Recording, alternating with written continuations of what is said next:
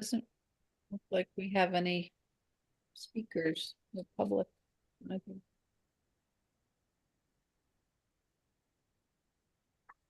We're just waiting for the recording to begin. Like we have any speakers in the public. Ooh. We're just waiting for the recording to begin. Alrighty. Like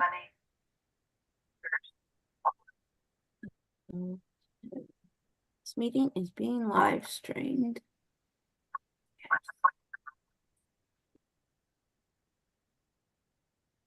There we go. All set. Okay, good evening. Welcome to the Land Use and Building Management Committee meeting of May 1st. Wednesday, May 1st. I would like to call this meeting to order. First item on the agenda is roll call.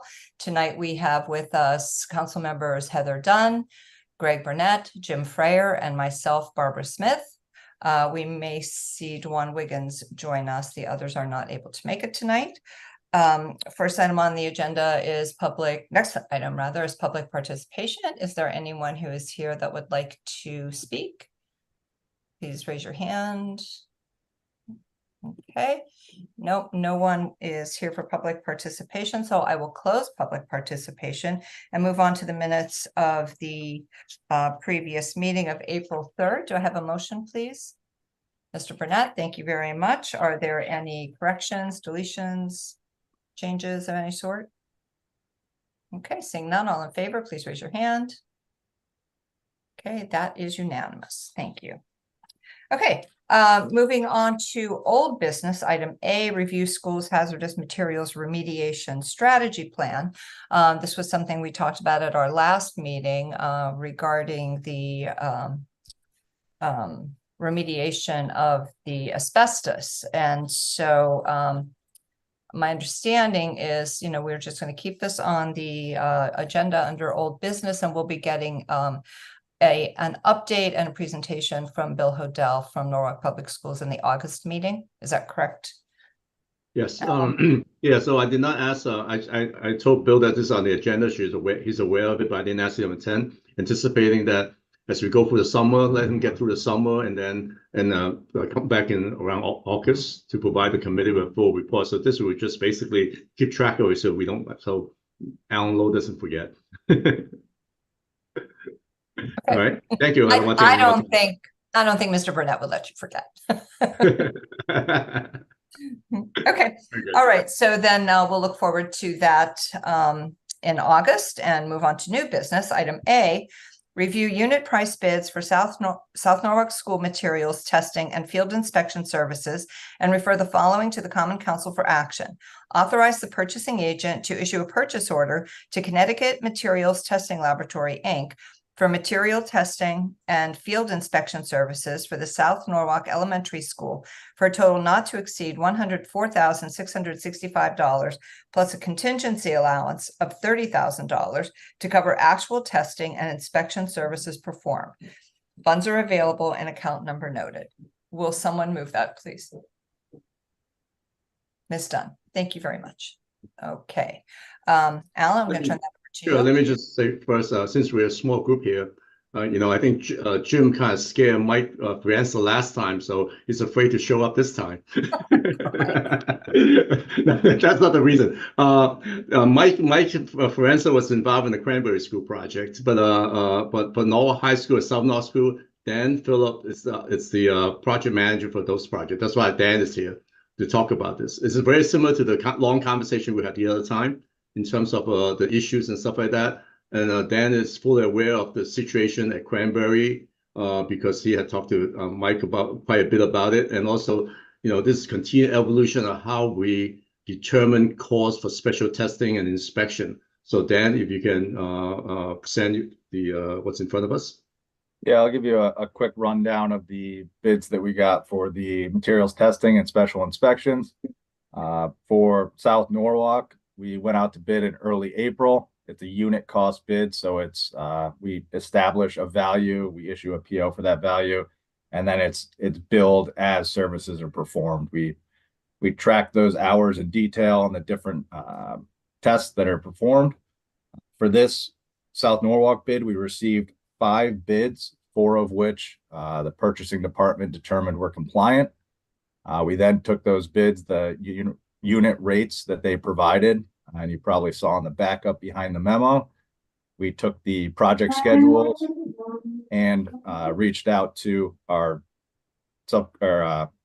construction managers to get feedback on the schedule and how and what we anticipated the frequency of those tests.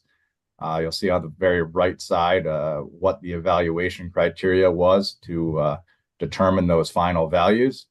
So we went into as much detail as we could with the information we have at this time. Obviously, this type of bid, it's bid as a unit cost because you can't quantify the exact amount at the beginning. It's really just the best estimate with the information available. There's a number of factors, whether that's the efficiency on site, what work is available, everything down to the weather and inspections every day on site. So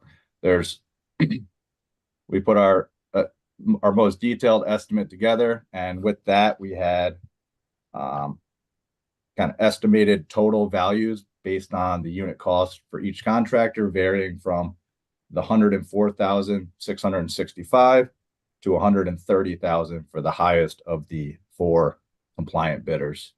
And based on that, we are recommending Connecticut Materials Testing Laboratories, or CMTL.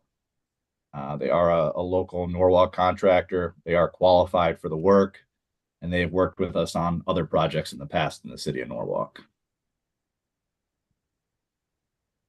Dan, can I just ask, have they worked with us on any school projects?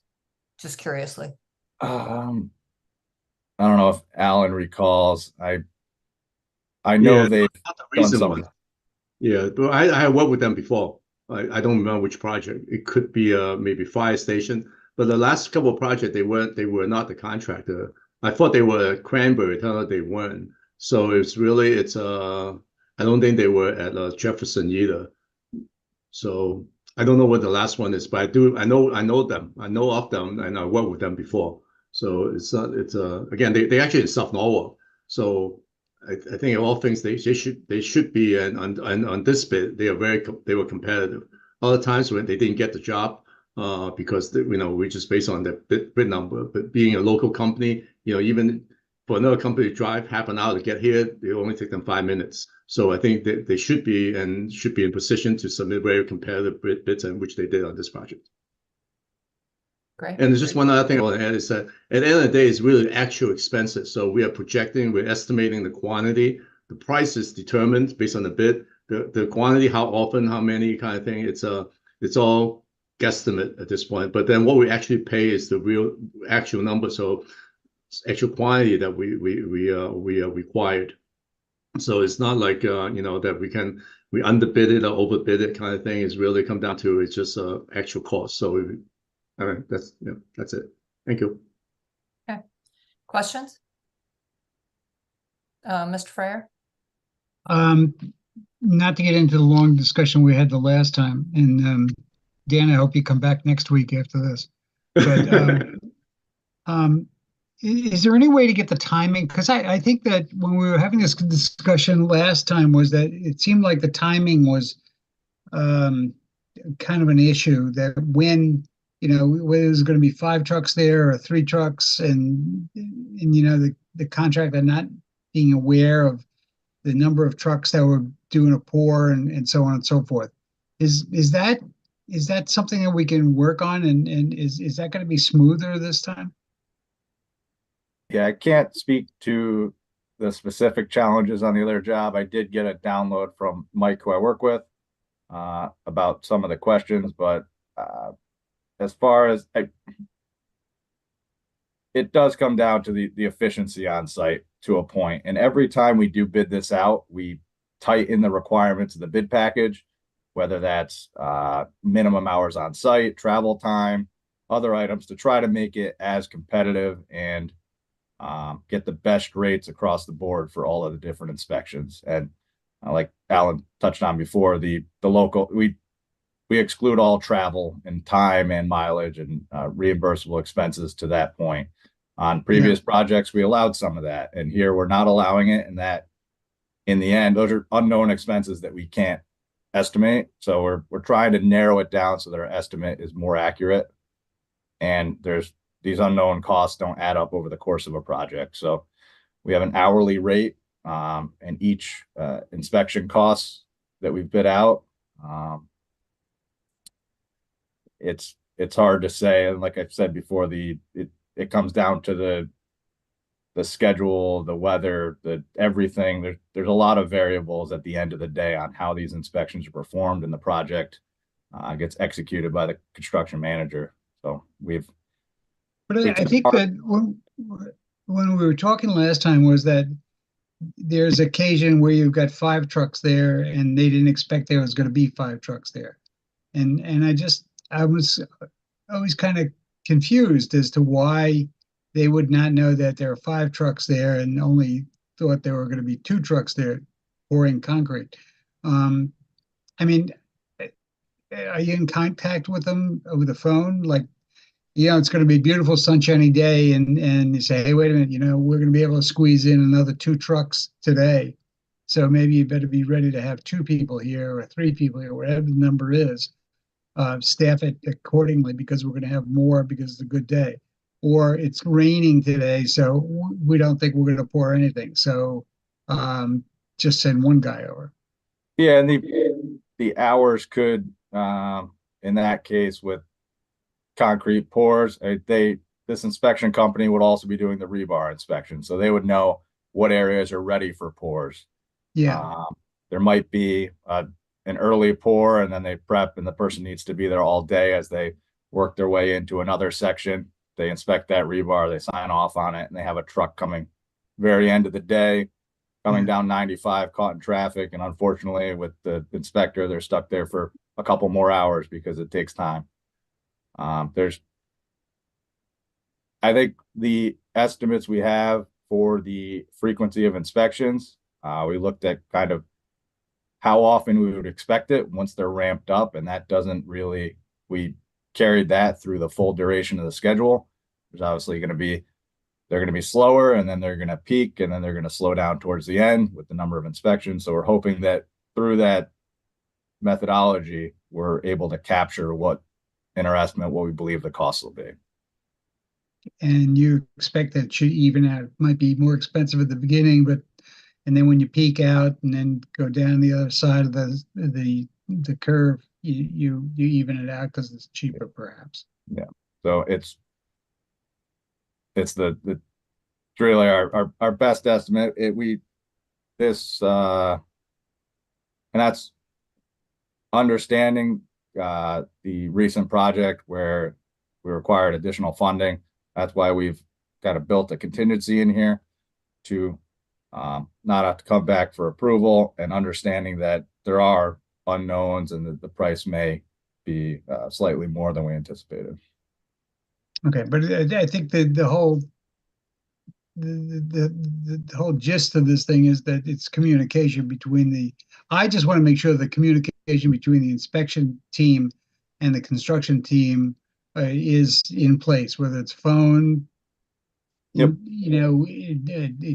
emails, whatever it is, that allowing them to, or giving them the advice that, it's raining today and, unforeseen difficulties come up, that you can avoid having them send an inspector and we don't have to pay for it. Yeah, and something we've built into our requirements for the bid, for example, is if the inspections are canceled or changed before 3 p.m. the previous day, which normally our trades are there from 7 to 3, 7 to 3:30. So we know where we're at the end of the day, and we can cancel and make changes to those plans if necessary without incurring a cost. So Okay. It's something we continue to expand on and tighten up the requirements for these bids to avoid unknown costs and things that could be avoided. Okay. Okay, let's see what happens. We'll find out in another couple of years. Yeah. Any other questions? I've- Ms. Dunn? Question. So I noticed that there was a contingency of 30,000 in this for the South North School. But then the high school, it's 50,000. Why is the percentage of contingency so much higher for this than the high school? Is it just that I scale? think we have, let's wait till we get to the Norwalk High one, because Yeah. we haven't moved that yet, and then we can talk about that. I can speak to the kind of general for the Okay, South Norwalk values. I put together my evaluation, Alan and I discussed it, and we took another look back at the recent Cranberry project that went over and looking at the square footage, the value of what we ended up on there. Being a smaller project, we anticipate that it could be a greater difference than what we're expecting in the high school. The high school, when we get to it, can talk to it further, but I believe there's 7 different sections of the building, multiple floors. If there's an inspector there for an inspection,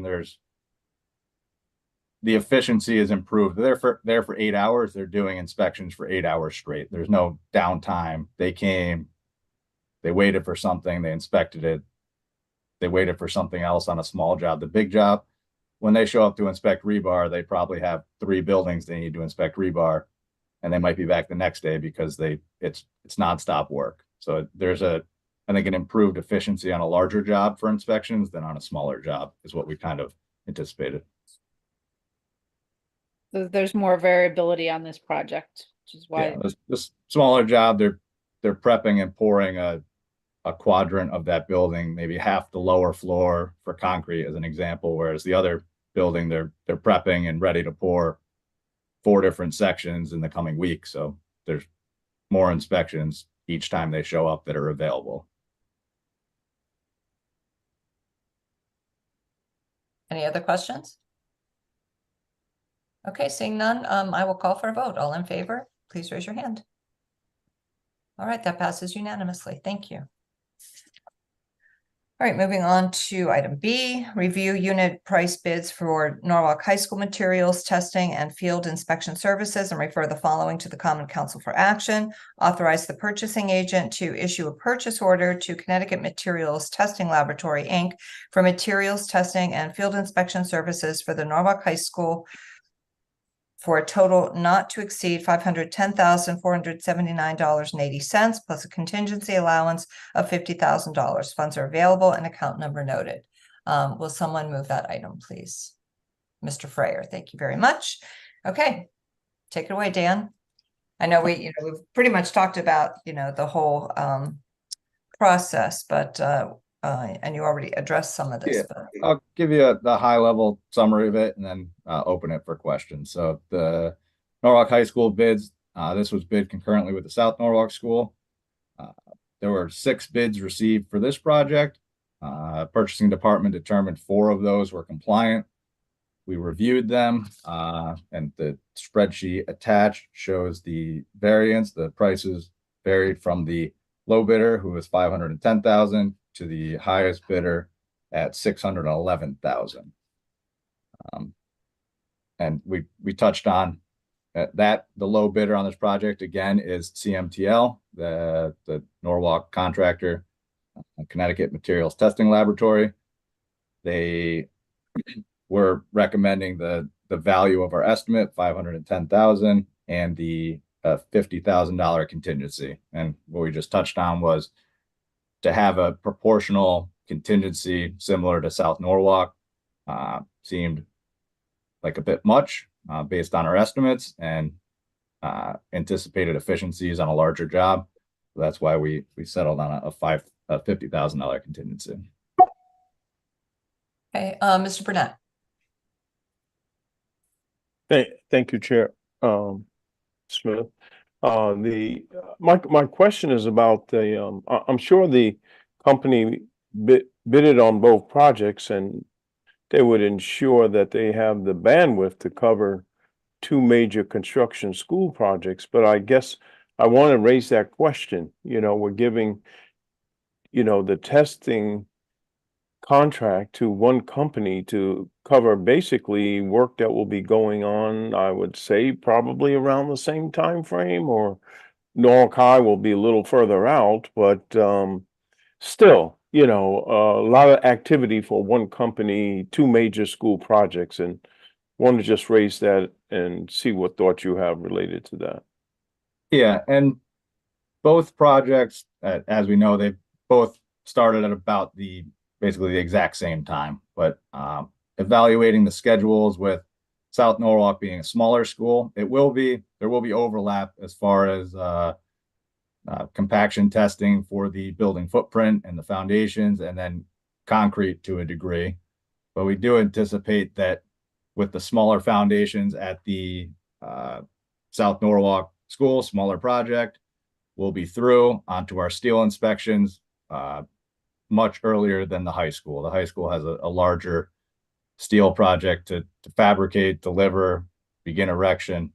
So I think it's initially there is some overlap, but as we work out of probably the first 6 months of the project, they send different qualified inspectors for different types of tests. So when we're finished with steel, we're probably beginning steel over at the high school.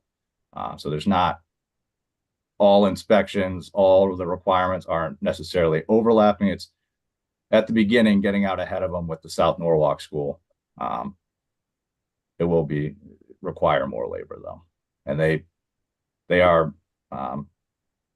they're local. They're interested in both. They're very happy to do both projects. And I think that I don't see an issue with them being able to perform here.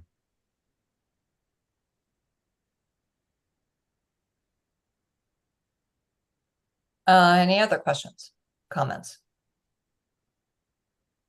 Okay, let us vote. All in favor, please raise your hand. Okay, that is unanimous. Thank you very much. Moving on to item C, review request to secure HUD funding for the Norwalk Community Recreation Center at 98 South Main Street and refer the following to the Common Council for action. Authorize the mayor, Harry W. Rilling, to execute any and all documents for the application, acceptance, and implementation of a grant from HUD community project funding for the proposed Norwalk Community Recreation Center at 98 South Main Street in the amount of $2 million. Will someone move that, please? Mr. Burnett? Thank you very much. Yeah, and so, you know, we approved the sub-grant a few months ago and then received the news from HUD that the grant is going directly to the city of Norwalk. And so we no longer need the sub-grant. And so that's what this is. And Alan, I'll turn it over to you for the specific details. Yeah, thank you. Yeah, as I think we did talk about a little bit about last month, but bottom line is that with the city being I'm sorry, with the city being the grantee, the sub-grant approval was no longer necessary. At the same time, the way the funding set up, the funding approval set up, that the Y is still part of this relationship in terms of implement program side. So there will be a continuation of this relationship with the Y for the operating side. I think they propose to run the eSport program as well as a STEM program in the building, so that will continue. So that the council approved a operating license agreement with Y that will still be in effect. We haven't signed anything yet. We're still negotiating, not really negotiating, just working out the details of, like, you know, common charges and stuff like that. But on the other hand, we do need a new approval for the city to apply and receive grant money from HUD, the $2 million. So that's what's in front of everybody tonight. Comments or questions? Okay, all in favor? Okay, thank you very much. That's unanimous. All right, moving on to D, building management. Number 1, review bids for the Norwalk Concert Hall Terrace Stair Ramp Improvement Project and refer the following to the Common Council for action. A, authorize the mayor, Harry W. Rilling, to execute an agreement with Titan Enterprises, Inc. for the Norwalk Concert Hall Terrace Stairs and ADA Ramp Improvement Project for a total not to exceed $308,500.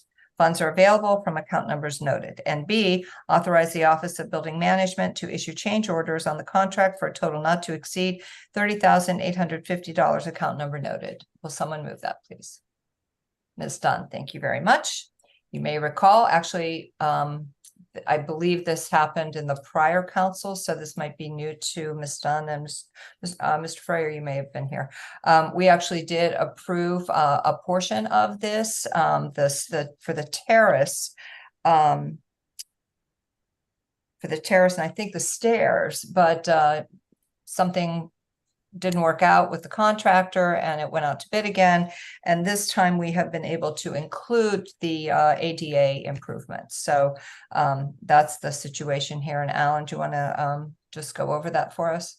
Yeah, not too much to add. The patio is actually on the other end of the concert hall, near the intersection of Eversley and East Avenue, right at the corner there. We don't use this patio a lot, maybe a few times a year for some special event, and some when they have a concert or something like that, they use that area. But it's just really falling apart. It's original to 1938 when the building was constructed. And we really haven't done anything. I mean, since we moved into this building back in 1986, 7, we really haven't done anything to it. I attached some pictures to the backup. We went out to bid like 3 times altogether. This is the 4th time. Each time it comes in, the patio itself, the renovation, it's like $200,000. What we did instead of replacing with flagstone, we actually, I believe this bid is actually for concrete, stem concrete, to replicate the style of a flagstone, but at the same time, it's not actually flagstone because it will cost even more money. It is a little, for something we don't use a lot, it's a lot of money to spend. So we're trying to find a way. I mean, if you want to be truly correct, we will use flagstone in the patio, but it's just that it's just not financially responsible to spend that kind of money on something that we don't have. We have some use, but not minimum use, generally speaking. We don't get traffic out there all day long, kind of thing. So I think we're trying to find a balance. It's a financial responsibility as well as design responsibility to the building. So the patio work is more than just a patio. It's we are going to rebuild the brick veneer, the stair. There's 2, 1, 2, 3. I think it's three stairs. And you saw some of the pictures, and the next time you come to see how you can see it, it's just really falling apart. So it's not safe. So we have to rebuild this. This patio and the stairs is probably roughly at $200,000. The handicap ramp that the ADA sites provided $100,000. It's a little more than $100,000, but roughly they're putting $100,000 into it. So total is about $300,000. So the reason why the last bid didn't work out, the contractor, it just doesn't. It's not very efficient in terms of getting a contract signed and scheduling this work and stuff like that. So we went to a law department to cancel the contract. It's just the contractor lose credibility with us even before they start the work. So we didn't want to go forward with it. So we rebid it, and then strangely enough, we canceled the contract for the law department. They bid it again. So and they were the low bidder already. So, but we rejected the bid because they just not before even start, they were non-performing already. So we go to the second bidder, which is I think it's Titan, at a little bit more than $300,000. Thank you. Okay, any questions or comments, Mr. Burnett? Yes, thank you, Chairman Smith. I guess, kind of a left field question. I know we don't use that patio often, like you said, Alan, just for special events. So I guess the question is, do we need the patio? Is it a exit in terms of fire?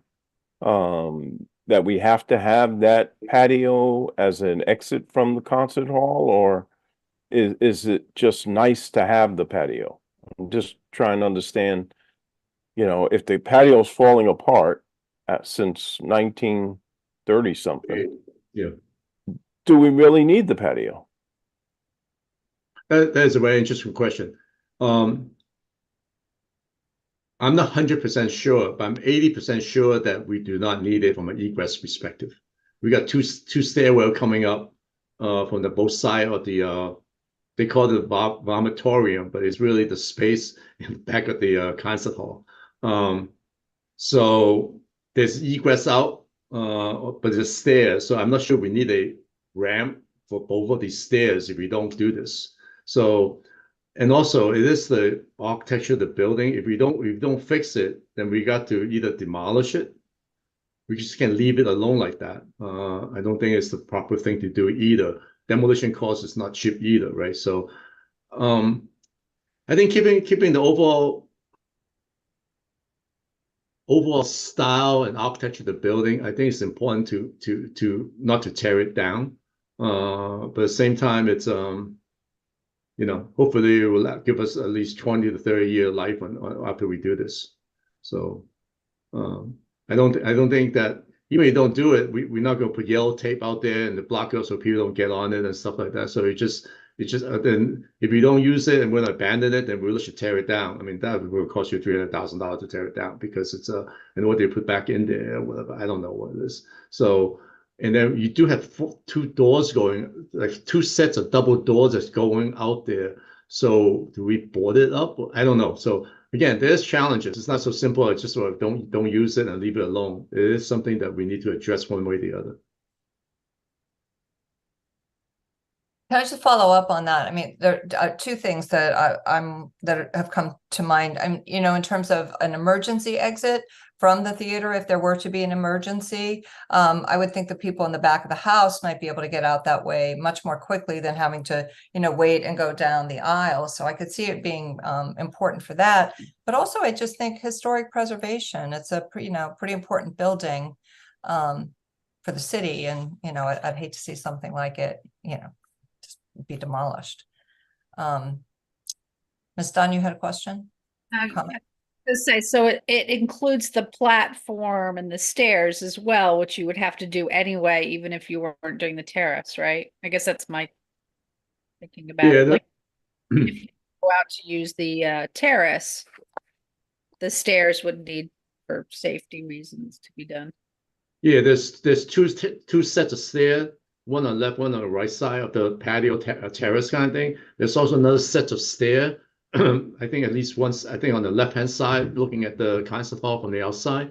I'm not sure there's a set on the right-hand side. There probably is one. I just, for some reason, I don't remember that set. So at least 3 sets of stairs that we need to replace because the flex is actually falling out the risers kind of thing. So it's just really not safe to walk through. So we patch it a little bit just so we can maintain it. But those stairs are required for egress. There's no question. There's the 4 sets, at least 2 of them definitely required for egress.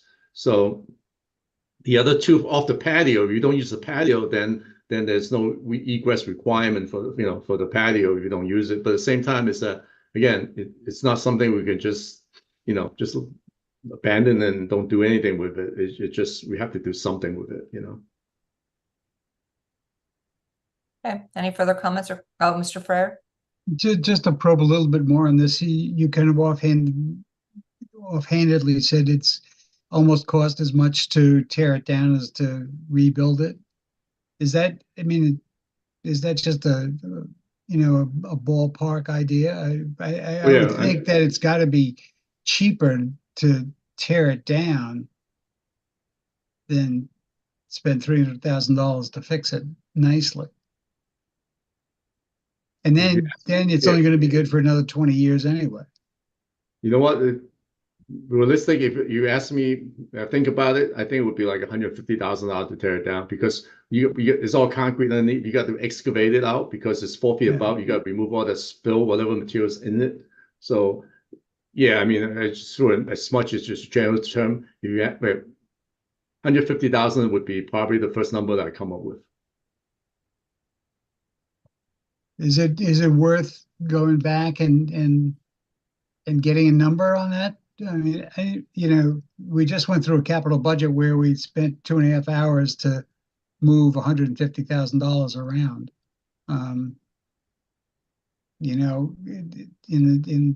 With that in the back of my mind, should we wait another month and find out how much it would really cost to tear it down and find out what the historical impact would be on an older building? I don't know what the mechanics are. That's a question. I can't answer that question just up to my head. It's when you remove it, what we have doors there, so we boarded those. Well, first of all, I'm not against it. I'm just thinking about like we got this, as Greg was asking about, it's like, okay, we got confirmed that the egress, we don't require the doors coming out of the into the terrace, but we do Yeah. stair that on the side, the other two stairs, we regardless, we have to redo because those are egress stairs. So we got to spend, let's say $50,000 for those stairs anyway. And then the door opening and stuff like that, what do we do with them? I guess we can lock the doors, but if somehow we got permit, remove it, so we seal it so that people don't walk out by accident because it's about 4 feet above grade. And then once you open it up, it's like I don't know where they're going to be, because right now it's about 4 or 5 feet above ground, right? So once you rip the whole thing out, like is that wall behind? Is that brick behind it? Do we have to actually do a whole brick veneer? Because it's buried right now, so we don't know, right? So you know what I'm saying? Like it's like a building come down, and then we got extension to like a terrace. Once you take a terrace down, we don't know whether the brick go all the way down. We may have to actually do brick veneer the whole portion of the existing wall anyway. So I don't know. So it's very hard to figure it all out. And then we probably have to break the foundation down at least 1 foot below grade. We remove all the material. And then the architecture may look a little weird a little bit too, because you got 2 door opening coming out, and we're not going to change the historic architecture of the building. It's kind of strange to have 2 doors, but yet there's nothing in front of it from an aesthetic perspective, kind of. So there is as you say, there is a historic concern that we need to address. And then the cost is not so simple. We got to really figure it out. Once you tear it out, what's behind those walls, we'll never know until we tear it out, because the brick may not go down all the way to the to the grade level. So now we got to do brickwork. So that's money too, right? So it's very hard.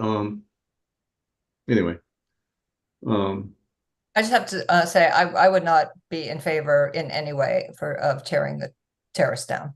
I think this is a historic building, and I think that it just wouldn't be the right thing to do. Mr. Burnett.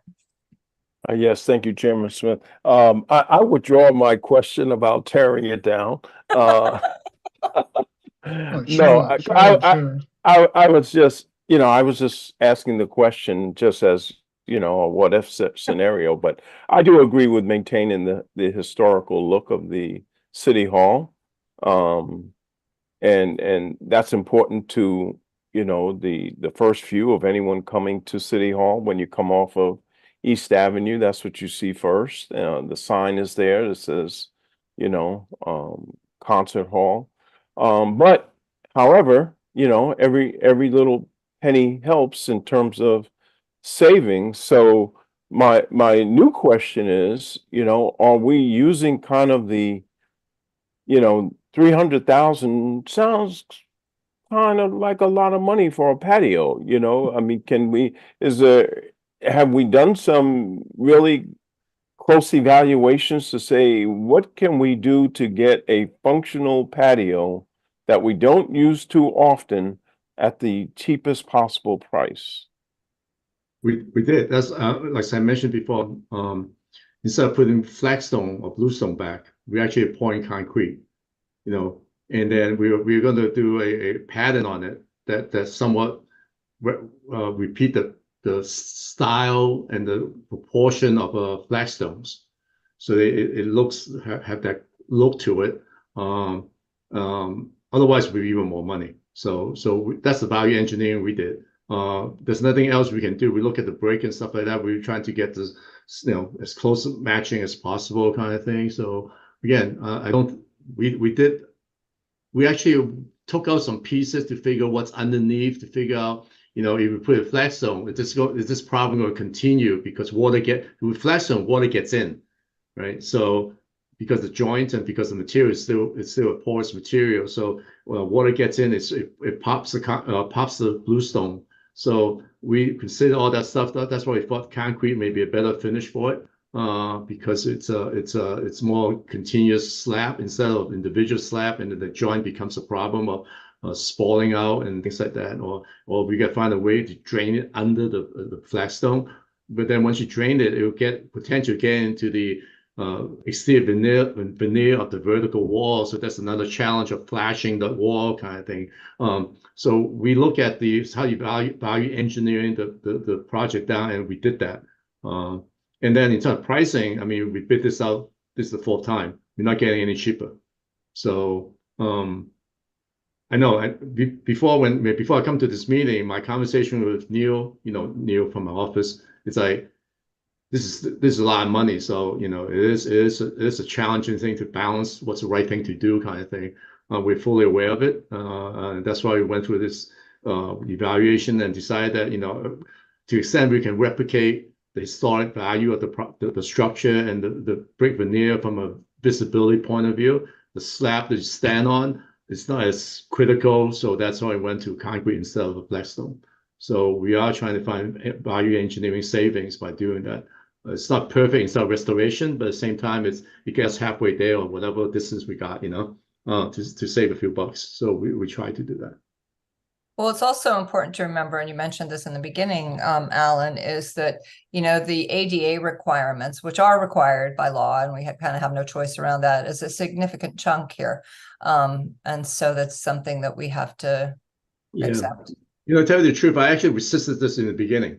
The one of the reason is that, the problem is that, you know how the console is set up, the two entries coming in and the ramp come down.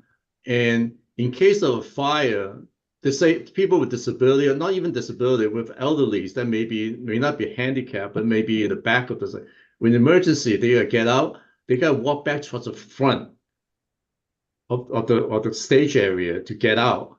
I think that's a little bit of a concern in case there's this is a fully sprinkled building, right? So the odds isn't there, but at the same time is that, these are, what if kind of questions, right? In case of evacuation, disabled person or people with, even with elderly and stuff, they probably would not walk towards inside the building, which is by the stage. They probably walk out from the backside. But then once you walk out the patio or the terrace, there's no handicap access. My position always been is that, well, you're outside the building, the firefighter can come there and help them on the stair. But ADA is a little more restricted than that. Providing a secondary means to help people exit the place is not ideal. So I resisted to putting a handicap ramp in there because how often do we use this place? Why are they putting a handicap ramp? But in case of emergency, when people do go out to the backside, they can't get out by themselves. They have to be assisted. And in today's world, that's not acceptable kind of thing. So we are thinking about whether we really have to do the handicap ramp, but I challenge it, but I'm not. But at the end, I didn't fight it. You know what I'm saying? So we did have many of these discussions. Can you put the map or the drawing up so that we can talk about it a little bit? I don't know. That was actually my next question was really that I'm looking at the pictures and the photos and thinking, we could possibly just cut that whole thing in half. Why do we have to go out that distance from the building? You could be maybe as wide as the stairs, and just keep it a narrower, almost like another walkway, just another long exit from the building itself. It would solve the issue of what you do with the doors. You could even make one of those stairways a ramp, perhaps. One going out toward I forget what, not East Avenue, but the other direction. But maybe just some imagination in there we could change the design of it, maintain the historical the historic nature of the building, but cut the thing in half. Why do we need a big patio that nobody's going to use?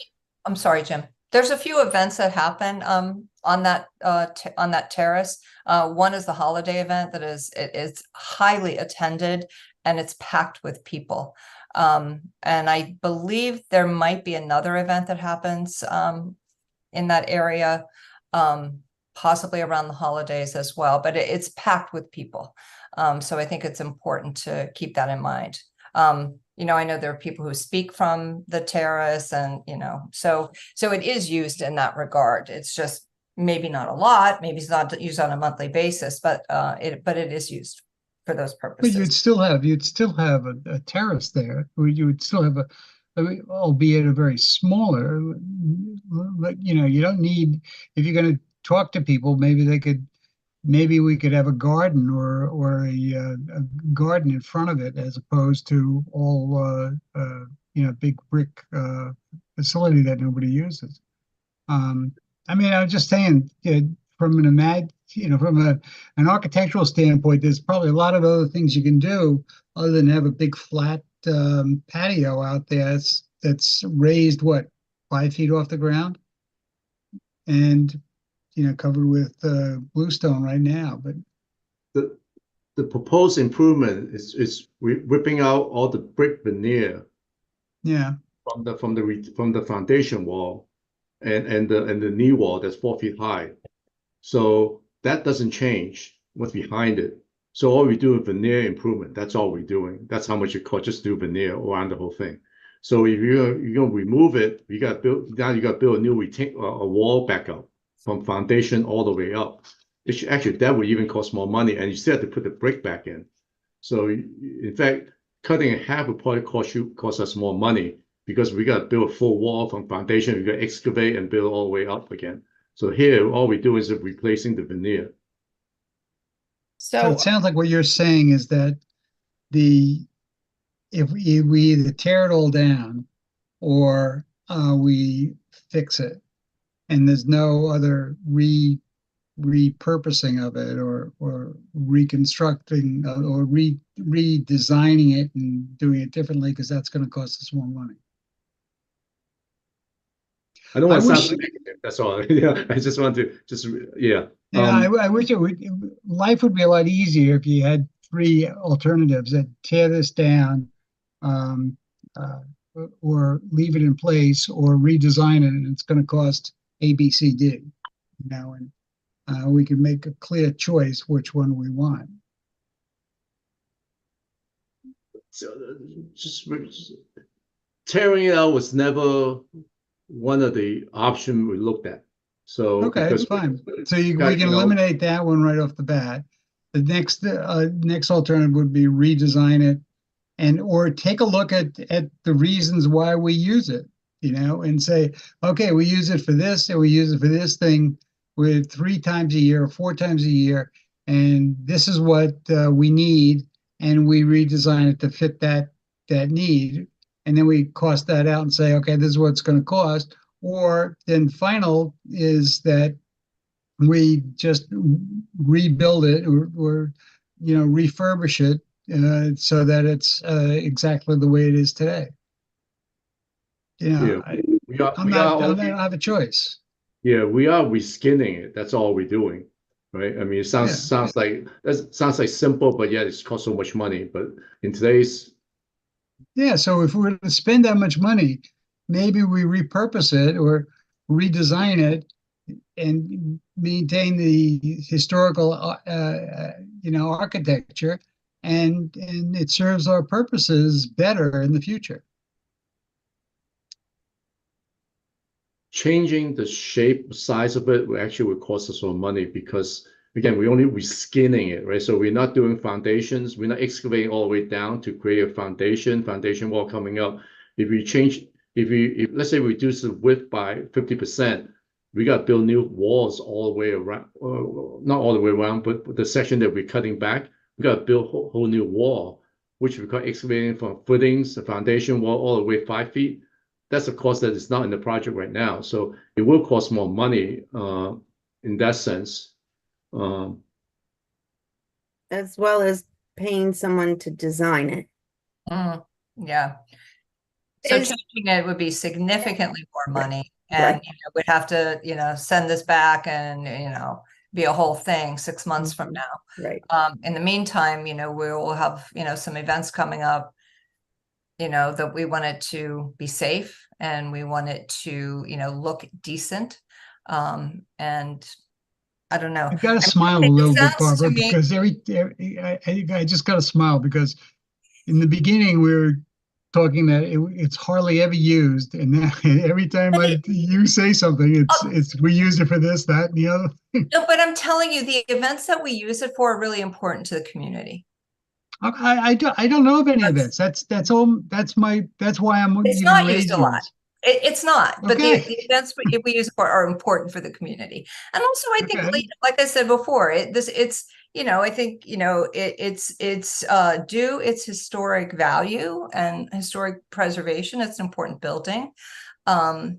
So yeah, Yeah, that's, I'm not saying that we should tear it down. Believe me, I'm just saying, is there any other alternatives? And is it going to cost just as much to tear it down to fix it up? Well, yeah, maybe yes or no. And redesigning it, well, I don't know. It could be more expensive. It could be less expensive. I don't know. That's my, I'm in a quandary here. In a I quarry. guess what I'm hearing from Alan and Joanne, it'd be much more expensive to tear it down and redesign it. Am I correct, Yes. Alan? Yes, I mean, again, if you want to build something back up, I mean, the foundation wall, foundation is all there now. All we skinning it. So just imagine a house, right? You just want to put new exterior facade in there, kind of thing, but you're not tearing the building down. But if you want to move it back a foot, you got to tear the building down, create a new foundation, and rebuild that facade back up. So that would be much more expensive than just replacing the clapboard that you have around the house. You know, you can reinsulate the wall and put what you call it, put up plywood up and stuff like that, and we do the front of it. But you want to move it back 10 feet now, you got to rip out the existing, and then you got to build new foundation, build new walls in order to get it done. So changing the configuration of it is going to cost us some money. The least expensive way to do is we skinning it in a way. That's what we're doing. We're ripping out the bricks that are deteriorating and falling out, kind of thing. And because we couldn't repoint it either, it's beyond that point of just repointing. So because water gets in for all these years, so it's really taking all the brick veneer off. We building the brick, because there is a foundation wall behind it, because it's a retaining wall, because it's 5 feet above grade. So we build that wall. If we have to rebuild the foundation wall, that's a lot of cost, because you got to excavate down 4 feet, and you got to be wider than that. You got to put a footing in, and then the foundation wall goes up, and you know that's substantial compared to just reskinning it. Still, you still got to reskin it, because now you got to put brick back in, so that cost is there still. Yeah. Okay. So, Alan, can I ask a question? The scope of this project, so it includes the stairs on either side, right? Right. And the ramp. Does it Right. include other stairs, Yeah, there's other stairs. other doors? So there's 1, 2, 3, 4, 5 sets of stairs. Is that right? I think at least 4 in the ramp. Okay. My other concern, just to think about, is that once you're down there, I mean, you're still pretty close to the building. Is there any talk ever about actually pulling the sidewalk out to the sidewalk? Like, There's a requirement. We are actually looking to extend the sidewalk so that a person can get the side, our, because right now the sidewalk actually ends in the middle of the lawn. We are looking to extend. That came up as part of the ADA review probably like 3-4 years ago, and we haven't got there yet. It's a minor improvement, but it is being discussed right now. In fact, it's been talked about many times. but it's not part of this project. Not part of this project. So you're still gonna end whatever we build in the middle of the lawn. Yeah, this is different type of contractor, right? This is a mason. The other one is really a paving contractor, a sidewalk, concrete contractors with the sidewalk. So I believe I'm 95% sure that it's not in here, and we are looking with different money to actually extend that walkway. The question, I think we came up with one. I'm not sure the existing one is concrete or asphalt. I think it's concrete, so we probably extend it with concrete to extend it all the way to the curb. And we could do that kind of at the same time. It would be a shame to spend this much money and then have people not really be able to access it as well. I wanted to say, I think there's 2 sidewalk we need to do. You see on the drawing, I'm not sure you can see it. Wait, where the ramp is on the left-hand side of it, how we zigzag around. We need to build a sidewalk there. I think that sidewalk may be inside this project. But coming out, you know where the generator is on the right-hand side? That sidewalk come and stop halfway. That one, we got to extend that one as well, because people coming, in case of emergencies, people coming to the concert hall will use that exit by the generator. When you come out, the sidewalk stop. That's the one we need to extend. So there may be two separate sidewalk that we have to do. I'm pretty sure we actually look at the grading from this ramp on the handicap ramp coming out on this patio, how that because there's a grade change, there's a little hump on a mound over there. So we are looking at how the drainage is going to work and how that walkway is going. So by looking at it, I have a feeling that may be in here. I'm not positive, and that's on concrete. But the other one that came up many years ago that we need to do, and that hasn't been done yet. So there will be. That probably be a separate little project to pave, but that costs maybe 10 grand, 15 grand kind of thing. So it may be under a sidewalk contract for the city to do separately. I think the idea would be to really do it at the same time, so it's really money well spent Sure. rather. I don't know. That's a great question, Ms. Dunn. Thanks for asking that. I've always wondered why,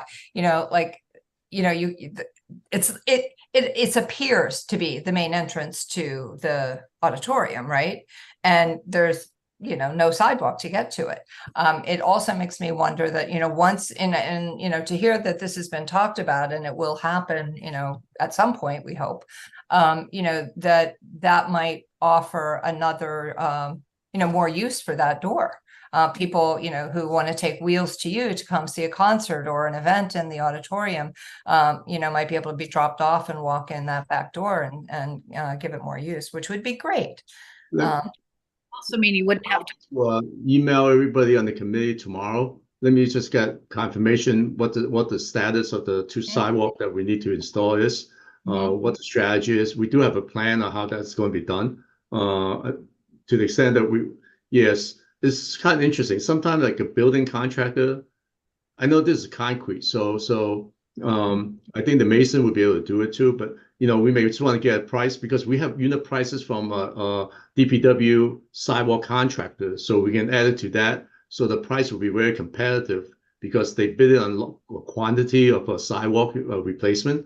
So let me look at that. Let me email the committee tomorrow just to follow up on this question about the sidewalk. So I don't want to inform you.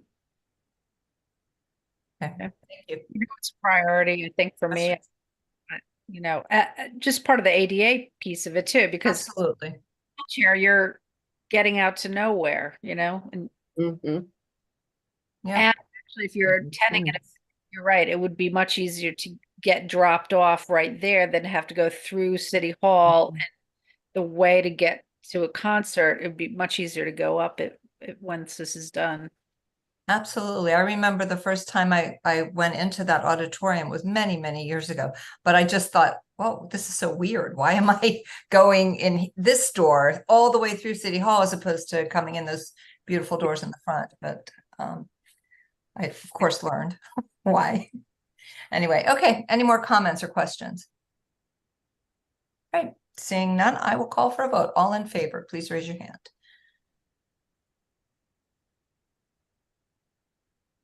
Thank you. That passes unanimously. Thank you, Mr. Freyer. Okay, and then moving on to item 2, review bids for emergency generator maintenance services for various buildings and refer a recommendation to the Common Council for action. Authorize the purchasing agent to issue a purchase order to Northeast Generator Company for emergency generator preventative maintenance services for 3 years at City Hall, Health Department, Fire Headquarters, Police Headquarters, Belden Main Library, and Public Works Center Garage for a total not to exceed $21,324. Funding is available in various building operating accounts. Will someone move that, please? Mr. Freyer, thank you. Alan? Very quickly, the reason why this is coming, it's not a lot of money, but at the same time, this is coming to Common Council because it's a multi-year contract. It's for, I think it's 6 or 7 buildings. I forgot what it was. So for 3 years, total amount is that is 21,000. The other number is 15,000 because Tri-State was used to be our generator, but they don't respond well. It's a very small company, and we're trying to call them for service and stuff. They don't respond, and also we have rejected them. We actually canceled the contract previously. So when this went out again, they bid on it, but at the same time, that's why we don't want to accept them as a poor performance. And again, this is for multiple building, and it's for total 3 years. So it's about what, $7,000 a year, right? Because that's 21,000, right? So what it is, yeah. Okay. It's all for the operating budget. The reason there's no account is because those account hasn't been established. So it's subject to account availability of funds. So it's pretty straightforward in that perspective. So you don't see account number. That's the reason. Thank you. Any comments or questions? All righty, seeing none, all in favor, please raise your hand. All righty, that passes unanimously. Thank you, everyone. Anything else? Under discussion, if the committee can indulge me I don't want to get into a long discussion. I don't want to hold you guys up any longer than you have to. Not you guys, I'm sorry, my apologies. The committee, they put no more than they need to. I want to just talk to everybody about something that's on my mind. I think this come up many times before. Again, I don't want to spend more than 10 minutes. So if 10 minutes, we just need to put it's like council meeting. 3 minutes, that's it. So 10 minutes, that's it, right? I want to talk about leases, city lease. I know this came up on many different occasions, a previous committee discussion. All our leases we don't have a lot of buildings that we lease out. We have probably like Ben Franklin Center, Ely, and Roosevelt, and maybe a couple of other places like, whatever. It's very minimum kind of thing. But they are a little bit of a challenge in terms of like, I know Greg many times talk about why don't we standardize these things? They are not generally speaking very easy to standardize. For instance, it's like senior center. I mean, we've been trying to get away these $1 a year lease, right? But at the same time, there's reasons behind each one of these. Like senior centers, we provide them with operating financial assistance. So we charge them rent. We just basically give them money and take it back the other hand kind of thing. It's kind of weird a little bit. Also, they're seniors and stuff like that. And also, when most of these facilities rent to nonprofit groups, and it's very hard to talk about this publicly. It's like it's kind of half full, half empty. It's like we don't want to favor one nonprofit than another one, but at the same time, is that certain nonprofit provides service to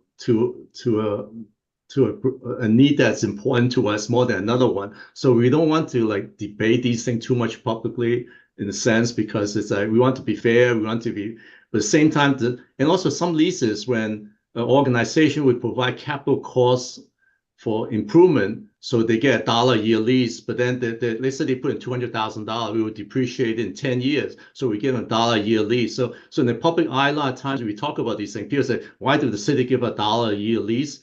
Each one is very different. So I just want to keep everybody in mind, realize that, we're not purposely trying to give $1 a year, but then each one has its own kind of conditions and terms and conditions that we consider during different councils and stuff like that. But the main piece I want to talk about is that, what we collect for rent. I think, generally speaking, we don't make any money on these leases. I think there's basically 3 category plus kind of thing. The first category is that we try to get the common charges or utility costs paid for. Typically, that cost, each building is a little different in value because each building maintenance, operating wise, is a little more expensive than other one kind of thing. Generally speaking, it's about $2.50 to $3 a square foot net square footage. It's not gross. So when someone leases the whole building, then you calculate it by gross. But when you're leasing a portion of the building, a 4 classroom, we usually measure the square footage by net square footage, excluding hallways and bathroom and things like that, right? So there's a whole different calculation to it. But generally speaking, we are in the $2.50 to $3 range to cover utility costs, plus like stuff like fire alarm inspections, elevator certifications, and on and emergency security alarm if we have one in that building. Things like that. So that's about $2.50 to $3 a square foot.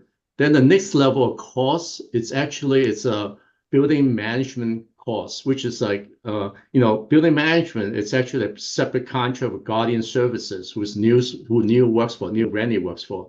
They've been with the city a number of years, but at the same time is that there's a cost of managing this building, and also as well as there's a whole building engineering division that go out and repair and maintain mechanical equipment and replacing light fixtures and other things. So that cost is somewhere around $2 a square foot net. So if we talk to one group, if we want to make sure they cover all the expenses, I mean, operating utility expenses, that would be like $2.50 to $3. But you want them to cover, including the building manager service, that's probably like $5 in today's range, right? So we look at something similar. Recently, we approved a contract for Family Children Agency. Their number was before was $2.50.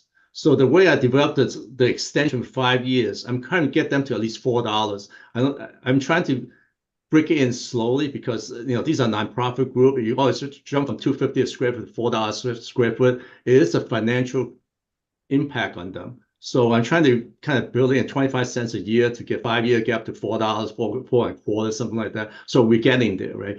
But I think that if the committee of the city wants to cover our utility costs plus our operating management costs, that should be somewhere between $4 to $5 a square foot, right? Then the next one that we never charge people for is capital debt. So when we replace a roof or replace a mechanical system, that could be $500,000 or whatever. So we go out and borrow money at capital budget, but we don't. I mean, in a way, you want to be truly not subsidizing a facility kind of thing, then we should include that cost in. But that number is not easily defined because again, we could replace a roof this year for $500,000, but then it won't have anything to do for the next 5-10 years. But then, another time we've been spending $200,000 for something else and stuff. So it's not really like a regular expense that we can track. It's very building specific. So that's a capital cost. So that there's utility costs, there's management costs, and there's capital debt service costs, right? And finally, I mean, we don't have this issue, this situation, but I mean, if we ran into a private sector, potentially we can make a profit on it. So that hasn't come up because we usually don't rent it to profit agencies or a company. So the reason I'm bringing this up now tonight is just that I think there's a number of leases coming up. Some have expired for a year or more kind of thing. I want to really try to capture all these things and be organizing. So I think these issues will come up in the next few months. And I just want to start and talk about it so people understand what the differences are and the challenges we have every time we talk about this. I know that one time we talked about, it took us 3 committee meeting to talk about a rental fee. And we never could make a decision. So it is very difficult conversation to have sometimes because what do we charge people? It's there's many reasons that they approach council members and the mayor about geez, we really provide service whether it's children or seniors or the disadvantaged community, then we should help them out a little bit kind of thing. But what does that mean? So I just want to just start introducing these issues or concept to everybody. So when these leases come up, we need to be able to be in a position to figure out what to do. And because I'm out there negotiating these things, so in a way, I'm trying to get a sense of how the committee feels so that I don't misrepresent the city when I talk to them. And something negotiating get a little tough because what happened, it's not like angry kind of tough. It's just that, instead of talking about it, your phone may be ringing because this group is that you folks may be associated with, we're calling you right away. Why is Alan asking for this money and stuff like that? So I think I just want to introduce this issue to you so that you're aware of it. Ms. Dunn, go ahead. Well, I want to start out by saying I love that you're talking about this now because I think it's amazing and it makes me really happy that you're doing that. I know that we also the city leases out buildings, we're still leasing out the Welcome Center on Park Street? No, that's actually, Park Street is not our building. I know. Yeah. Oh, we are leasing. That's more than that. I have nothing to do with it. But so, as a community member, I was always like, why are we leasing out a building when we own Ben Franklin? You could have a Welcome Center there, or we own Briggs up the street from me that is basically, a little underutilized. And I know that's Board of Ed separate, but you know, sitting down holistically and looking at what we own, where, and maybe things could be shifted to different areas that we could utilize better within the city. And so that we wouldn't have to rent, you know, space and I don't know if there's other places that we're renting. I think it'd be a great little workshop or something that if you could help out, I think it would be a really good exercise that, you know, long range planning for us.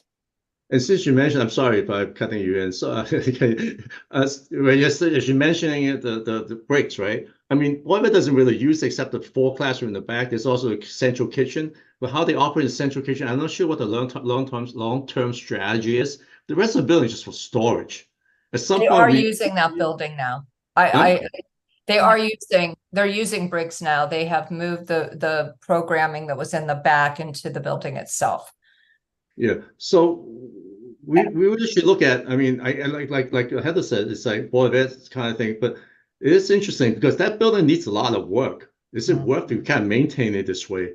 The other thing we should also talk about is that Columbus School, with the start and completion of Columbus as early as within about a year from now, what are we going to do with that building too? I mean, there's something that we should talk about because the problem is once you have a building and you don't use it, it just kind of dies in a way. I mean, that's not the proper word, but you can see when we don't use a building, it just falls. It's just like kind of goes on you, you know. I think there needs to be a strategy of looking at it, what we're going to use that building for, and I guess, you know, I mean, you know, a lot of it has to do with Board of Education in terms of their education strategy kind of thing. But that needs to be looked at too because it's anyway. So yeah. Save all that money that we're spending renting Park Street for the Welcome Center by putting the Welcome Center in Columbus, right? If it was a viable situation. Yeah, I mean, my understanding though is that's Board of Ed and that really has nothing to do with the city side, Park Street anyway. Tax dollars that we're spending though, I mean, given budget. When we talk about, we spent a lot of money on that. It's cost us a ton of money for every person. Yeah. At the time when the Board of Ed decided to rent that place, there was a lot of conversation at the council level. So I think Barbara and Greg can, you know, discuss that privately. So what the issues were back then, you know. But I think, yeah, holistically, I think we should kind of look at this as a group. It helps me a lot because, you know, I'm out there doing this stuff, and at the same time, it's important that because when I bring some just not the same, but you know, even like we talk about the patio.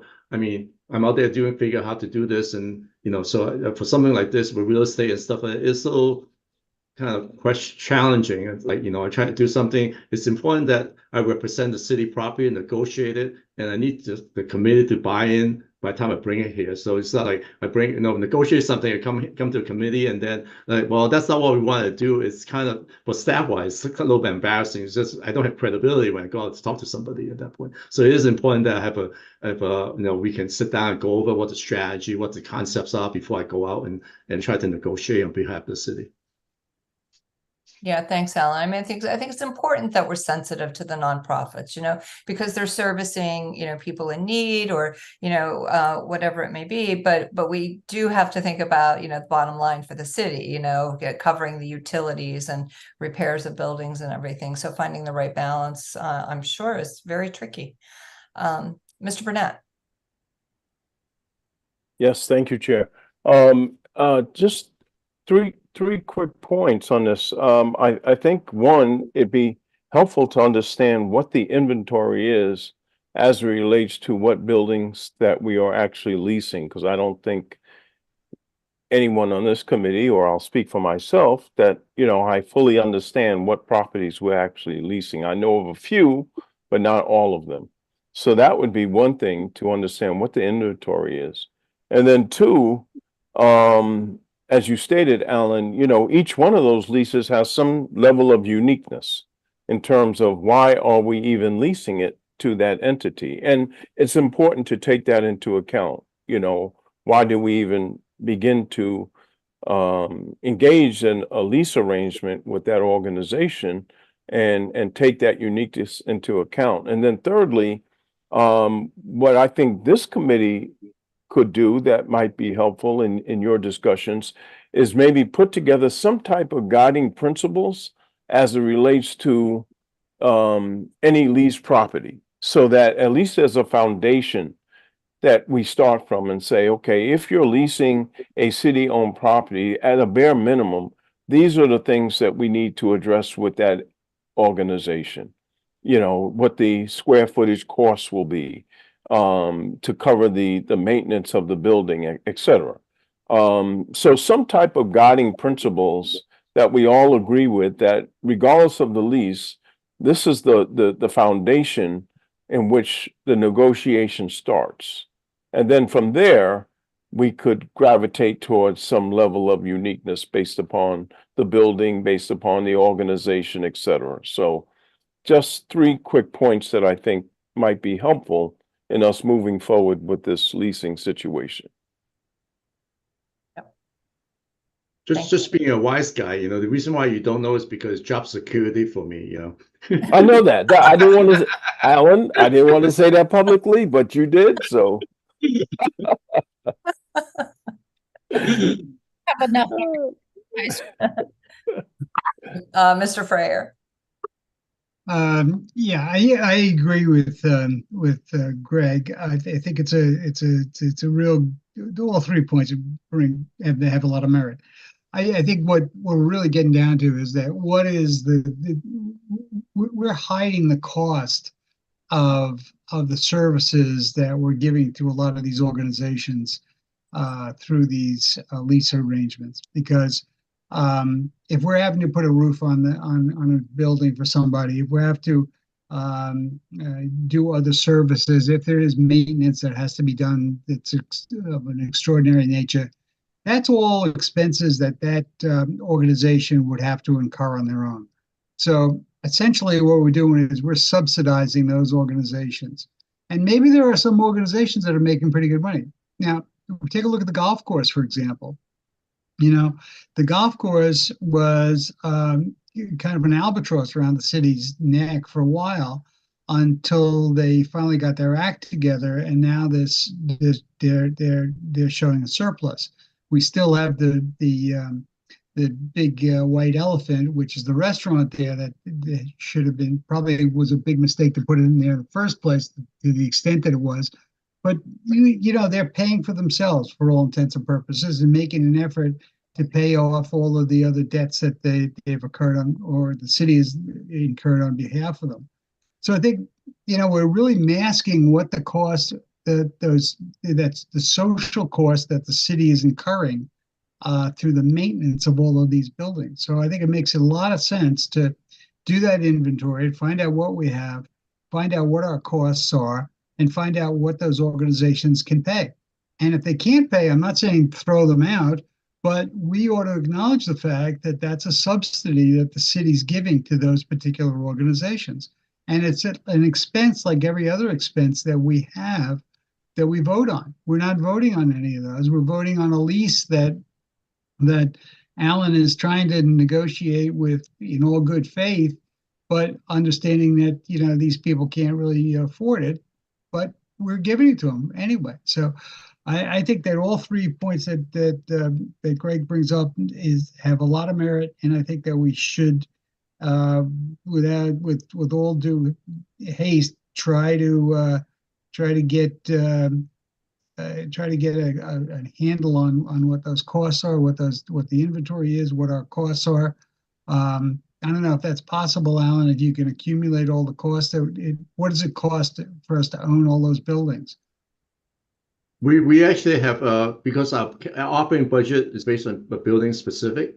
We can pull those numbers. So when we talk about lease, when I want to try to find what the common charges are, Neil in my office can be able to pull that out, and we figure it out, kind of thing. I mean, it's not, you know, it's pretty good, but it's not like it's nothing perfect kind of thing. But at the same time, we are in pretty good position to come up with a number for each building. They are different, but at the same time, they're not that much different.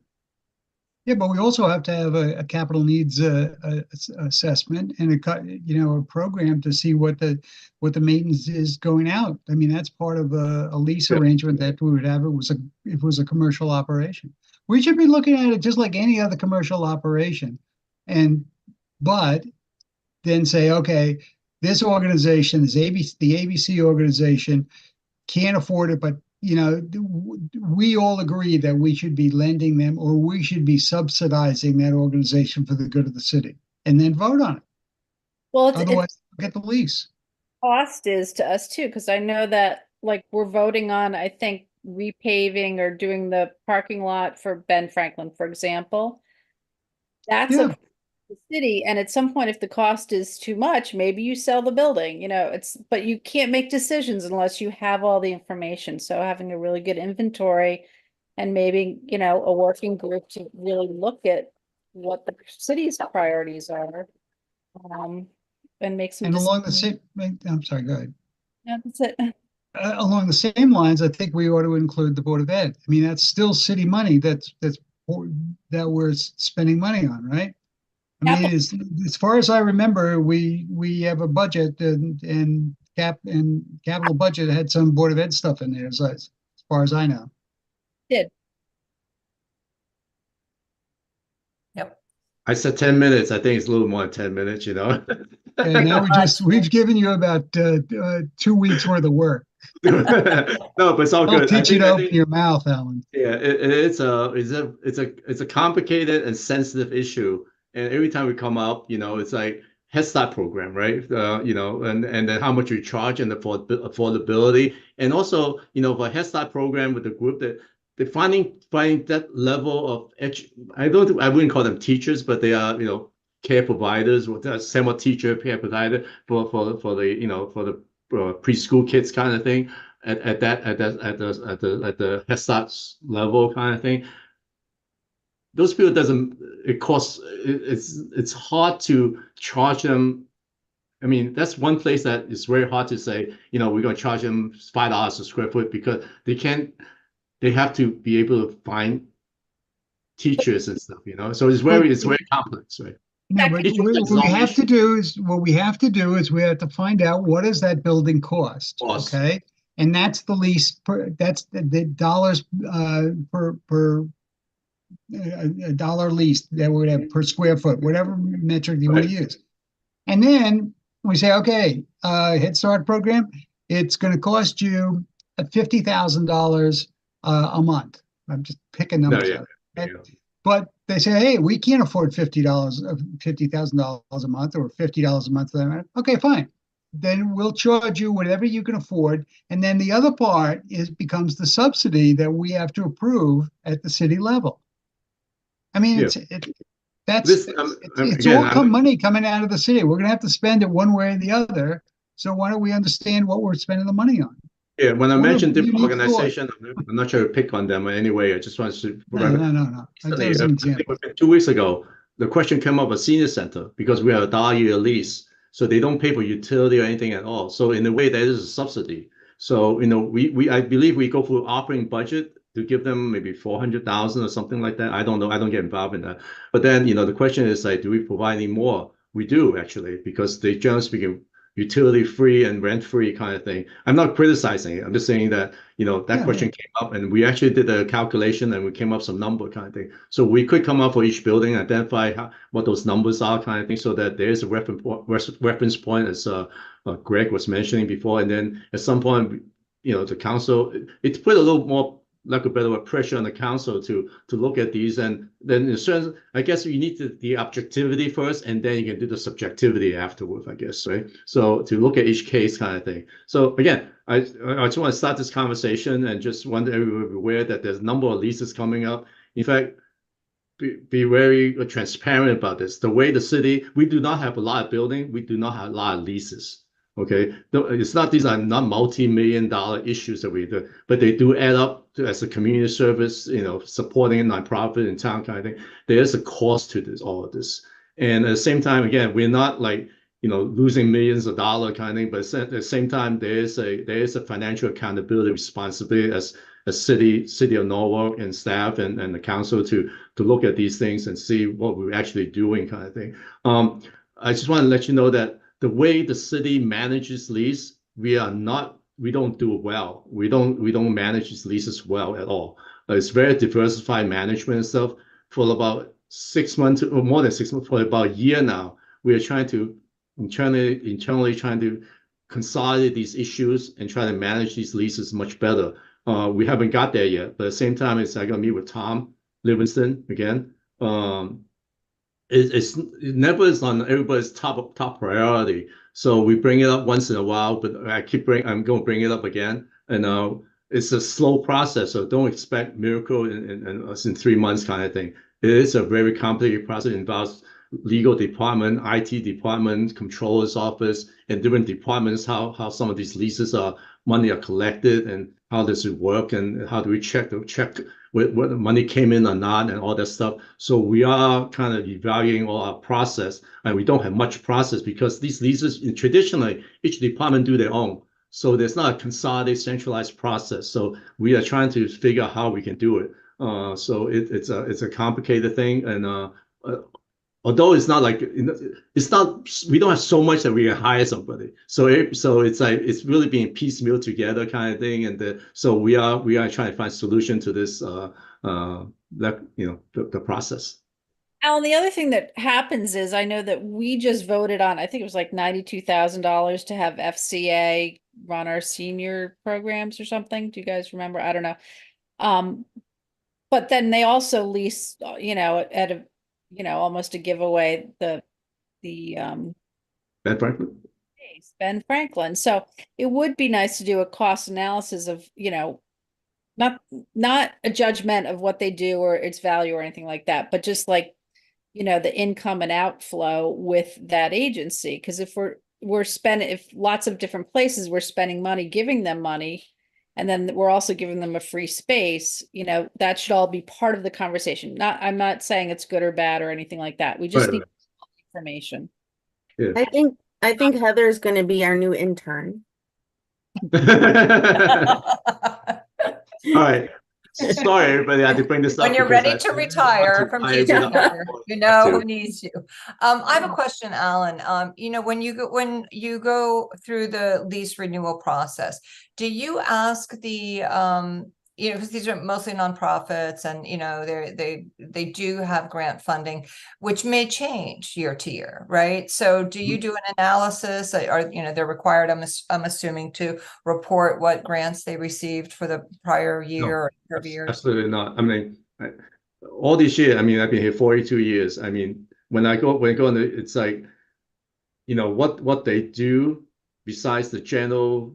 We do this. We're senior center. We provide service to the senior. We don't get into the company's financial situation. Only one we get in a little bit. It's the childcare centers services from a little bit of Ben Franklin. They use the ground floor, and Nathaniel Ely, because they get state funding and because that go through the city already, and because those programs are financially very struggle to find balance, and they don't get private funding, so it's not like something they go out and get funding for. So it's all dependent on the state. So we know what those numbers are. But other than that, other organizations, we don't. That's not a criteria for me to decide on the rental value kind of thing. It's a little more private kind of thing than there's something we would consider, because it's interesting, right? The more we ask, the more difficult it is for us to decide, because it's like, at some point we just had to sit down and close the door and make a decision kind of thing, because you can look at each organization and they are definitely good things they're doing, but then how do you judge whether it's providing service for children versus senior versus the disadvantaged folks, whatever? It's a very difficult kind of challenge, and you can't debate that publicly. It's not fair. It's very complicated. So at some point you just get all the information, just have to, as the council, you just have to sit back and make those decisions. You know, you can't, once you just get into, well, last year you got a grant or $500,000, but this one you only get 50 million. You just get more parameter to evaluate. It's just get more complex, you know? So anyway, I'm just blabbing off again. Okay, well, thanks for bringing it up. Certainly, you know, a lot for us to talk about and think about upcoming and I Yeah. think getting an inventory and the guiding. I'll work Great on it idea. tonight. Really I'll great. work on it tonight and see what we get by tomorrow. But I do owe you something by tomorrow about those and one lastly We is can give you a little more time than that. lastly, I'm going to a vacation in June. So I'm going to look, make sure to see anybody have any time sensitive item. If there is, Joanne is going to be the staff person. So if not, then we may cancel June, but the July meeting is on July 3rd. So chances are we will have items for that. So we may want to schedule, reschedule July 3rd to another day. So I assume everybody not particularly want to do this on a July 3rd day, day before July 4th. So I'm probably looking for a possible day to look. I will look at all the other council meetings and stuff, the council committee meetings, see potential set of different meeting for July. Okay. Yeah, I'm going to recommend, Alan, for that special meeting for the July meeting, we look at the last week of June because the council meeting will be on the 9th, the following Tuesday. So we want to make sure that we cover anything anything time sensitive, especially so that it's ready for the 9th. Very good. Okay. Right. All right, great. Motion to adjourn. Okay, Mr. Burnett gets it. All right, thank you. Good night, everyone. Good night, everybody. Bye.